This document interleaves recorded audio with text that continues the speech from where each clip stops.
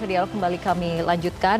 Pak Imron masih mengenai pertemuan jelang pertemuan Amerika dan juga China seperti itu. Siapa kemudian menurut Anda yang paling membutuhkan hasil konkret di tengah kemudian konflik geopolitik saat ini? Apakah Amerika yang sedang melakukan berbagai upaya untuk mengakhiri eskalasi perang di Timur Tengah, konfliknya dengan Iran, ataupun China yang akibat konflik ini juga terkena dampak terganggunya rantai pasokan energi global?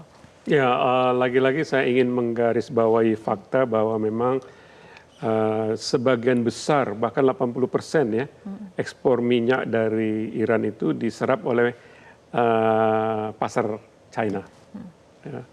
Dan kemudian suplai dunia yang melalui Selat Hormuz dan Bab el-Mandeb itu ada 32%. Nah, ini semua mempengaruhi perekonomian dunia. Jadi ini peperangan ini tidak hanya menyengsarakan rakyat Amerika yang sudah membayar lebih dari 52% harga minyak, tapi juga oleh Indonesia. Ternyata harga minyak kita juga terpengaruh. Nah, saya melihat bahwa ya kunjungan, bahkan berharap, saya berharap kunjungan dari Trump ke Beijing bertemu dengan Presiden Xi Jinping ini akan menemukan semacam keseimbangan, Mbak Fitri. Keseimbangan dalam pengertian China bisa memberikan exit strategi seperti yang tadi juga sudah diamplify oleh Prof. Hikmahanto ya. China itu bisa memberikan exit strategi kepada Amerika Serikat, pada saat yang bersamaan dia juga memberikan exit strategi kepada Iran. Nah, ini exit strategi itu semua berputar di 2 atau 3 isu strategis, yaitu pembukaan kembali Selat Hormuz yang sebenarnya tadinya juga memang bebas, ya. Kemudian adalah program nuklir dari Iran, dan kemudian tentu saja seperti yang kita sudah singgung tadi, ada juga muatan selain itu adalah muatan tentang perang dagang antara Amerika Serikat dan China. Jadi kalau 2 masalah utama yang sekarang mengganjal antara Amerika Serikat dan Iran ini bisa diatasi, dan saya berharap demikian. Buktinya memang kunjungan sampai sejauh ini belum ada pembatalan seperti pembatalan pada kunjungan yang pertama. Artinya ada sinyal positif. Nah, oleh karena itu lagi-lagi saya berharap Indonesia ini mungkin bisa memainkan peran sebagai memberikan, katakanlah, mendorong munculnya trust di antara pihak-pihak yang bertikai ya. Dan ini bisa diperankan oleh Presiden Prabowo Subianto karena dia mempunyai jalur kepada Presiden Trump dan juga jalur dengan salah satu anggota The Global South, yaitu Iran, apalagi dengan China. Jangan lupa, China itu adalah Indonesia dengan China itu mempunyai perjanjian tertinggi secara politik, apa yang kita namakan strategic and comprehensive partnership. Jadi kita harus memperlakukan China itu lebih dari sebenarnya dari negara-negara lain. Dan arsiteknya itu kebetulan saya. Baik. Artinya harus bisa memanfaatkan momentum seperti ini. Tapi berbicara mengenai keseimbangan tadi yang disebutkan oleh Pak Imron, Mas Faisal, ini apakah menurut Anda posisi China saat ini bisa dikatakan sebagai penyeimbang dominasi Amerika di kawasan? Saya kira selalu seperti itu ya, baik Cina maupun Rusia itu selalu menjadi antitesa Amerika di Timur Tengah. Ya karena memang ya ada persaingan baik secara global maupun di kawasan. Makanya kita lihat Cina itu tidak, mereka memveto di Dewan Keamanan PBB, terus juga mengabaikan sanksi yang diterapkan oleh Kementerian Keuangan Amerika Serikat. Saya kira apapun yang dilakukan oleh Amerika yang merugikan Iran, Cina akan melawan itu atau menentang itu. Yaitu tadi karena ya Cina ini kan yaitu 90% ekspor, menyerap 90% ekspor kebutuhan minyak Cina, 90% itu diimpor dari Iran. Jadi saya kira selama Iran itu masih tetap bisa menyediakan ekspor minyak untuk Cina, ya saya kira Cina akan tetap mendukung Iran, dan juga memang sudah ada perjanjian kalau tidak salah 2021 kalau tidak salah perjanjian antara Iran dengan Cina, salah satunya ya proyek investasi yang nilainya ratusan miliar dolar Amerika Serikat, termasuk pembangunan stasiun metro di Iran itu sendiri. Nah kalau saya melihat begini, kalau misalkan ditanya apakah Amerika bisa menekan Cina untuk Cina bisa menekan Iran, itu saya kira logika yang keliru ya. Artinya begini, Iran ini kan sebagai korban. Kalau kita meminta korban menyerah terhadap pelaku, itu adalah sebuah ya sangat ironis kalau kita berpendapat seperti itu. Karena yang diperjuangkan Iran ini adalah mereka memperjuangkan hak-hak rakyat Iran, bangsa Iran sudah dirampas oleh Amerika selama ini. Yang pertama perang ini kan merampas keamanan, keselamatan dan kesejahteraan rakyat Iran. Ketakutan, banyak korban, kemudian juga banyak infrastruktur rusak. Terus kemudian juga masalah sanksi. Ini kan merugikan rakyat Iran. Nah, makanya Iran meminta pencabutan saksi. Kemudian aset yang dibekukan. Itu aset yang bisa digunakan untuk membangun untuk kesejahteraan rakyat Iran. Nah itu makanya Iran menerapkan undang-undang itu, salah satunya dari pendapatan itu 70% untuk memperkuat pertahanan atau militer Iran, dan 30% terbalik 30% menurut undang-undang itu salah satu pasalnya untuk militer, memperkuat militer Iran, dan 70% untuk kesejahteraan dan pembangunan infrastruktur di Iran. Nah, masih berbicara mengenai Iran, tapi saya akan bergeser ke Prof. Hikmahanto. Ini sebelum pertemuan Trump sempat memperingatkan bahwa ia akan mengenakan tarif 50% pada barang-barang China jika Beijing memberikan bantuan militer kepada Teheran. Prof, apakah China lagi-lagi mengenai diplomasi gaya tekanan yang dilakukan oleh Amerika ini akan tunduk dengan tekanan Amerika di tengah hubungan Beijing dan Washington yang memang sudah kompleks seperti itu, Prof? Saya melihat gini ya, sebenarnya Amerika, Trump itu yang justru sedang dalam situasi yang panik gitu ya.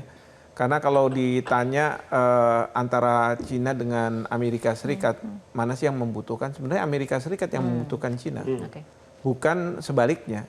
Karena bagi Cina, kalau dia katakanlah terkait dengan Selat Hormuz masih membutuhkan minyak, dia bisa kok lewat darat, lewat Pakistan dan lain sebagainya. Betul. Dan itu tidak menghalangi katakanlah pasokan yang dibutuhkan oleh Cina. Nah sekarang ini kan Trump ini yang sangat dia khawatirkan adalah kalau justru Cina tidak hanya menyuarakanlah penentangan mereka terhadap misalnya perang yang dilakukan oleh Amerika Serikat terhadap Iran.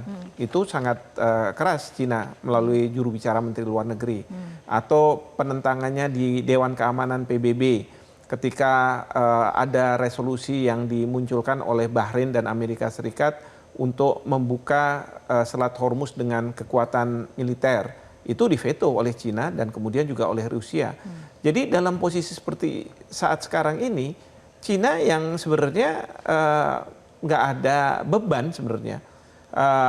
Kalaupun Trump mengatakan bahwa awas kalau misalnya sampai dibantu oleh Cina begitu ya, mungkin Cina juga akan mengatakan Iran itu tanpa perlu bantuan dari Amerika Serikat, mereka sudah memiliki kekuatan yang sampai hari ini jangankan intelijen dari Amerika Serikat atau Israel, masyarakat luas juga tidak tahu kekuatan Iran itu sampai di mana.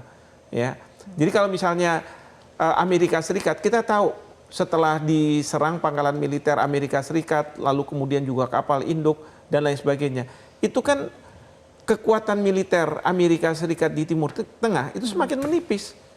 Nah, Israel juga dia sudah ada perang di Lebanon, perang di Gaza masih, dan kemudian juga di Iran, itu juga semakin menipis. Pertanyaan kita, Iran sampai seberapa tipis sih sebenarnya? Kok mereka masih tetap bertahan? Dan yang orang bingung juga adalah masyarakatnya juga masih bisa bertahan, masih bisa hidup. Jadi, dan mereka dengan gagahnya katakanlah mengatakan, silahkan kok Amerika Serikat kalau mau menyerang, kami siap untuk menghadapi. Nah ini yang orang juga bertanya-tanya, apakah seperti model Trump, cuman kartu truf aja, atau sebenarnya memang dia mempunyai kekuatan itu.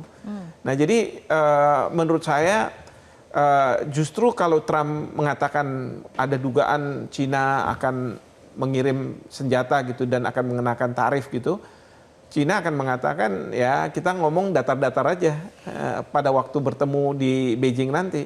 Tidak akan ada pembicaraan yang substantif gitu ya, terutama dalam kaitan dengan Iran.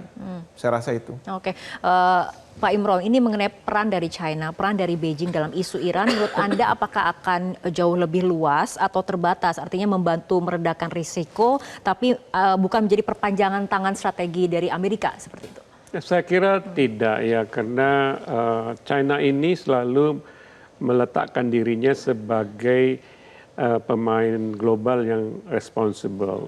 Itu satu. Artinya dia tidak akan mungkin mudah ditekan oleh Amerika Serikat. After all, China itu the second largest economy in the world kan. Jadi nggak gampang lah menekan China itu oleh Amerika Serikat. Yang kedua, dia pemegang kunci apa yang saya sebut selalu katakan global consensus. Karena Iran ini kan ingin men-seal, artinya menutup kesepakatan apapun itu nanti dengan Amerika Serikat dan Israel dengan apa yang dinamakan resolusi Dewan Keamanan PBB. Nah, resolusi Dewan Keamanan PBB itu hanya bisa dibawa oleh negara pemegang veto kan. Nah, China itu adalah salah satunya bersama dengan Amerika, Prancis, Inggris, dan Rusia. Artinya dia pemegang salah satu pemegang terbentuknya apa yang dinamakan global consensus. Nah, kalau nanti saya berupaya berimajinasi, kalau nantinya ada kesepakatan keluar dari pertemuan Xi Jinping dengan Trump, itu mestinya dibawa ke Dewan Keamanan PBB untuk dijadikan sebagai konsensus global, sehingga nanti kalau terjadi pelanggaran itu adalah merupakan tanggung jawab dari Dewan Keamanan PBB. Jangan lupa, resolusi Dewan Keamanan PBB itu mengikat secara hukum.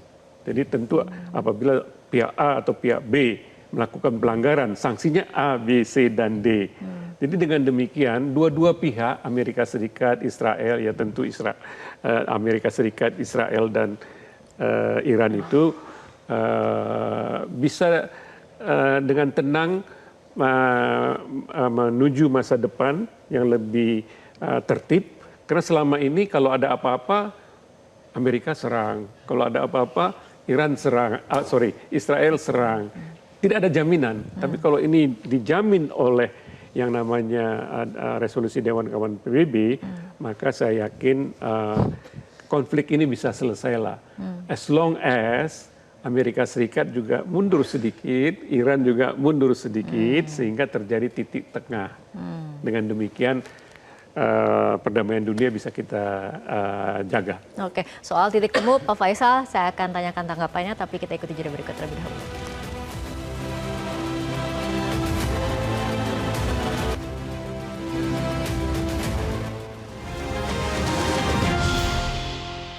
Jelajahi cara baru mendapatkan informasi. Download Metro TV Extend sekarang.